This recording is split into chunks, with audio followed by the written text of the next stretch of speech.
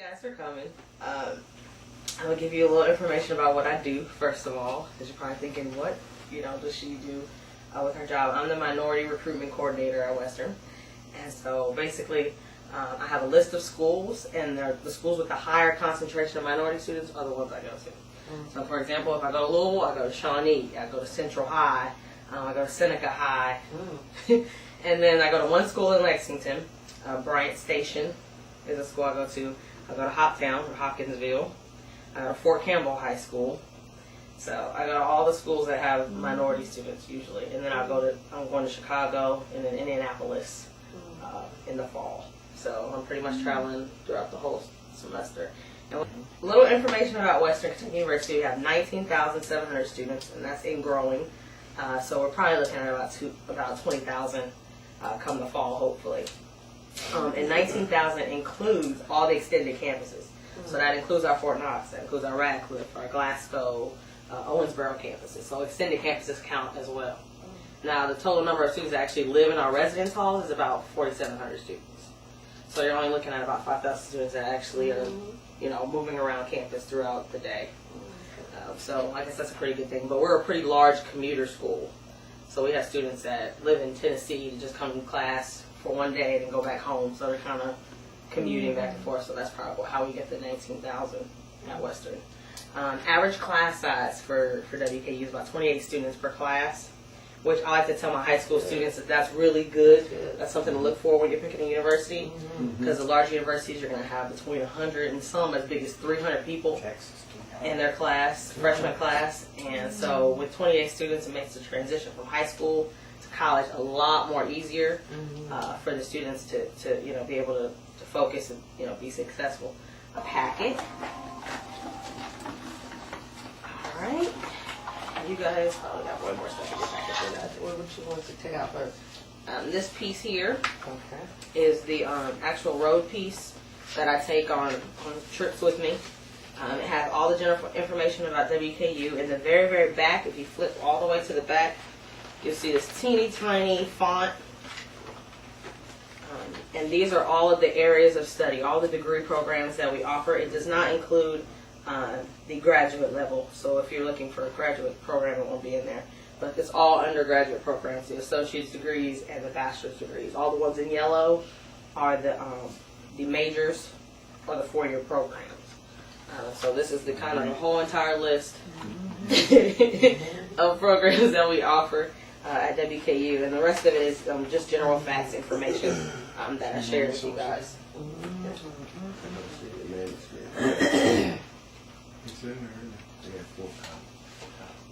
Alright, and then you guys have this little bookmark, and this is just the link for filling out your FAFSA. You guys probably are familiar with what the FAFSA is. It's the federal aid application that all students need to fill out who are planning on attending a university. And even if you fill it out and you know that you don't qualify for grants or scholarships, because we have, a lot of parents make a little bit too much money, it's still important to have, the students fill this out properly, because when you're applying for student employment at the university, they look at this. When you're applying for loans, they look at this. So you still have to have it on file in order to qualify for certain things. So make sure that this is filled out correctly when you're doing that. And then you also have a calendar. The calendar is just a general gift for you guys. You guys have a minority brochure. It's the smaller one that's in your packet. Looks like that. That actually lists all of the minority faculty that we have at WKU. Well, most of the minority faculty we have at WKU. And it lists also in the very back all of the minority organizations that we have at WKU. So the very last flap back here, has all the minority organizations. And the very last page has all of the minority organizations, like all the fraternities, we have Black Men of Western. We have Sister to Sister, which is a African American group where women talk about issues. We have a Black Student Alliance. We have Amazing Tones of Joy, which is a gospel choir. We have, what else do we have? We have the Office of Diversity Programs, which is specifically for minority students. It supports them if they need help to the end of their college career and they need to figure out how to put together their resume. That office will do that. They offer mentorship programs. There's a piece of paper in the very back. It says preparing for WKU admission. This is just some quick tips that I usually give parents just to start thinking about getting their kids ready, especially if their kids are only the 8th grade or 9th grade, to kind of prepare them to get ready to start school. Just saying, how we need to start early when you're preparing for school. There's no such thing as preparing too early. I've talked to kids who are in 6th and 7th grade. Oh, wow. And it's really important when you talk to 6th and 7th graders because you need to let them know that there's an importance of keeping good grades when you get in high school. Because they, a lot of times high school students will be doing well freshman and sophomore year. Then they get to junior and senior year and they start playing around and their GPA drops. Yeah. So that's why I have to tell middle school kids to keep your grades up because you qualify for scholarships.